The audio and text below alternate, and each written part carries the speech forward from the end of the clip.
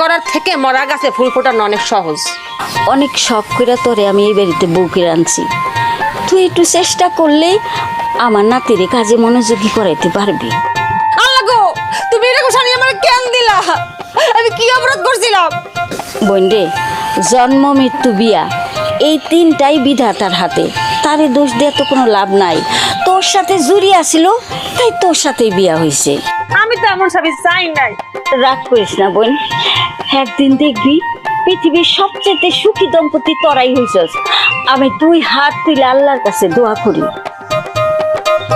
দেখি কাঁথায় কথাটা শোনে কিনা।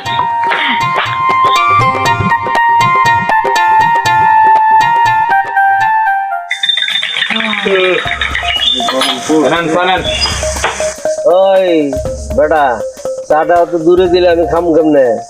কেন ভাই, আপনি একটু কষ্ট করে আনেন কি হয়? কষ্ট করে আমি কে আনিমু? কষ্ট করে যদি নিয়ে খাইতে হয় তাহলে দোকানে শিখে। হ্যাঁ, আমি দিতেছি।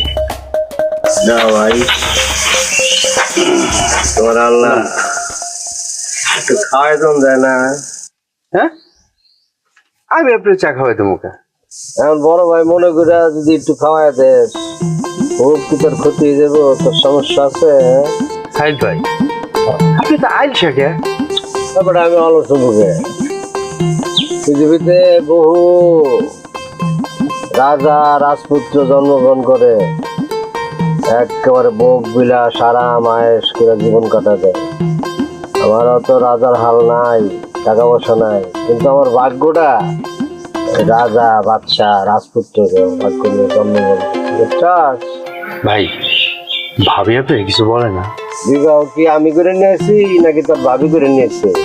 ভাবিকে আমি বিবাহ করে তার বাড়ির থেকে আমার বাড়িতে নিয়ে এসেছি, সে বলবে কেন বলে? না, বিয়ে আপনি করে আনছেন। এখন তুই ক, তারে যদি আমি বিবাহ করে নিয়ে আসি তাহলে আমার উপর সে কেন কথা বলবে? একটু সামনে তেরা কর।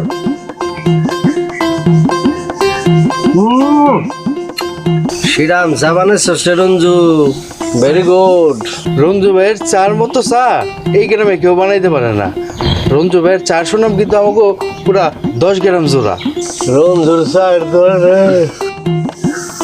একটা হেল্পার থাকলে ভালোই তো। চাস এটা কেমন কথা বললেন ভাই? এই একটু একটা দোকানে হেল্পার দিয়ে কি হইব? আজকাল তুই আমার চাটা খাওয়াই দিলি, কিন্তু সবসময় কি তুই থাকবি? অন্য সময় আমার এই চাটা কে খাওয়াই দিব? হ্যাঁ, এটা চিন্তা করছিস তুই? চিন্তা করে দেখলাম আপনারা সাহায্য করার লেগে